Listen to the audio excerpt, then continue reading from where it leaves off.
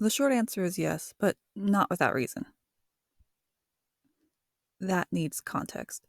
It's the same way that the ratings from film critics seldom align with audience ratings. One is so close to the work, looking at its structure, that they forget the purpose of a film. Authors spend so much time on their craft, their specific story, there's a disconnect to books that are vastly different. A lot of authors will likely comment defensively, and I can't blame them, because there was a time I would have done the same.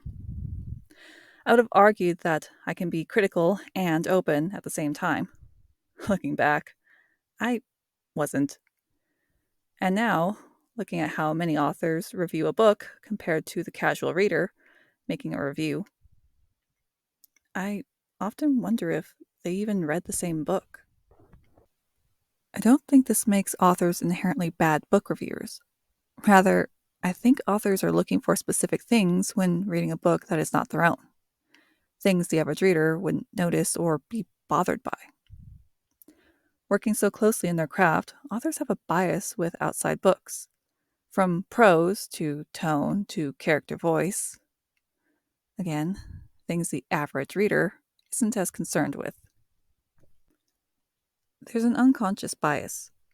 Likewise, authors who review on YouTube feel pressured to get content posted by a certain deadline. Often, this results in speed reading or speed listening while multitasking. Articles from Live Science, Brainscape, Wired, the Association for Psychological Assessment, My Reading World, and others talk about how speed reading, across the board, results in dropped comprehension. On average, speed readers forgot or misunderstood as much as 35% of what they just read. This likely results in skewed reviews and unintentional misinformation when presenting a review. For a long time, much of the general public was sold the idea that speed reading was beneficial and had no downside. There's been several occasions where I enjoyed a particular book and see an author doing a video review on it, and I want to hear what they thought. Often I find myself saying, "That's not what happened," or "I remember it differently." It does lead me to believe speed reading was involved to make the review.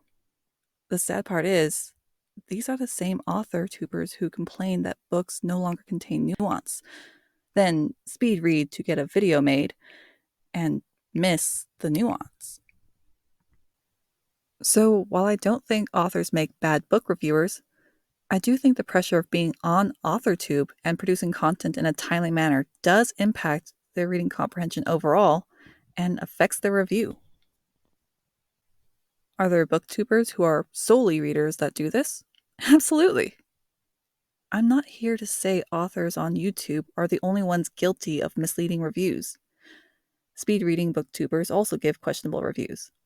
I would know because I've gotten books via the review and been, well, disappointed.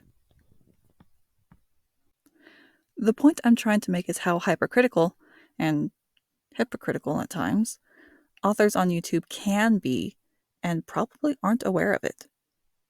I'm not saying they're malicious or deliberately giving misleading reviews.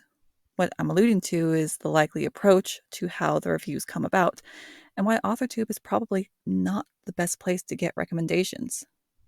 But tell me why I'm wrong in the comments, or let me know if you agree to some extent.